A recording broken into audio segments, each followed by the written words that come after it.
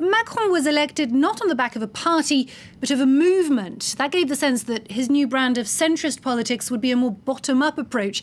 Is this perhaps a sign that he's failed in that respect?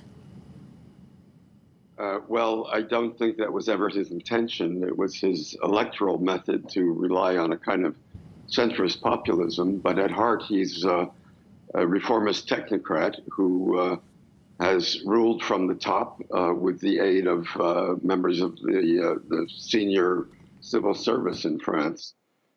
So I think he's done exactly what he intended to do and what, if you read between the lines, he said he would do. But what has been lacking has been any kind of social component, relief for those at the bottom who felt attacked by the increase on tax on retirees, for example, the abolition of the wealth tax, and so on. And we've said that this is about taxes. Is it more about an even distribution of the tax burden, perhaps? I think at bottom, it's not even really about taxes. It's more about a governing style, a style that takes very little account of voices from the bottom, and a real tendency to express class contempt from the top. President Macron has made a number of statements which he may now regret, indicating his impatience with the unemployed. He advised one that it would be easy to find a job merely by crossing the street. At another factory threatened with shutdown, he said that the reason that employees might fear not finding a new job is that they were illiterates. These kinds of, frankly, contemptuous remarks about the electorate did not endear him to the people who are now protesting. And so he's due to speak on Monday. What could he say or do to change and turn things around? Well, it's not at all clear how he can get out of this. He might make a grand gesture, such as reinstating the tax on wealth that he abolished, but he's already said he won't do that. So if he does now make such a concession, he'll look weak. It's always been his analysis of the French presidency and the way it operates that it's essentially a monarchical operation, that the president must look strong and project self-confidence in order to be successful. So I'm not at all sure that he'll make that grand gesture of reinstating the health tax. There are other things he might do, such as indicate a flexibility on an increase on the minimum wage or a willingness to re-index pensions, which were for which the cost of living allowance was abolished. So those are gestures he might make, but he has as yet given no indication of how he might respond to the protests.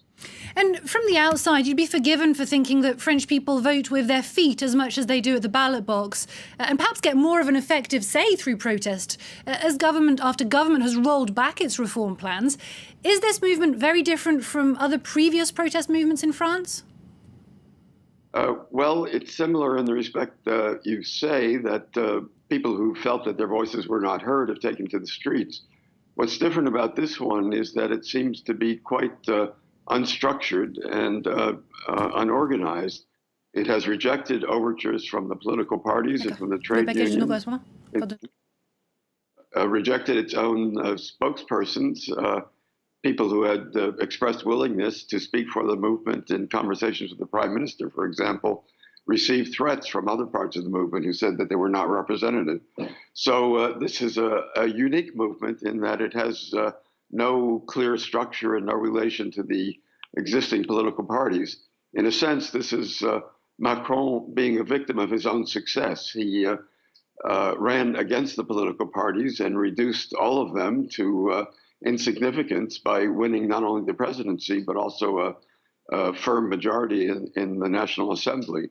And that leaves him, because his movement never really implanted itself as a political party with local roots, it leaves him without connections to the base. And he's now hearing from that base to which he has been deaf until now. And this Saturday's protest was, in relative terms, calmer than last week's. Is that a success for both sides? How do you read that? Yes, I think it is a success for both sides in a sense. For the movement, it shows a degree of maturity because local groups of the Gilets jaunes called upon their members not to go to Paris in order to avoid being used as camouflage by the casseurs, the violent elements that had mixed in with the group last Saturday. It's also a success for the government in that its show of force, its indication that it was going to mobilize a massive police presence of up to 90,000 police and gendarmes, seems to have had the desired deterrent effect. Arthur Goldhammer, thank you very much for having spoken to us on France 24. Thank you for your analysis.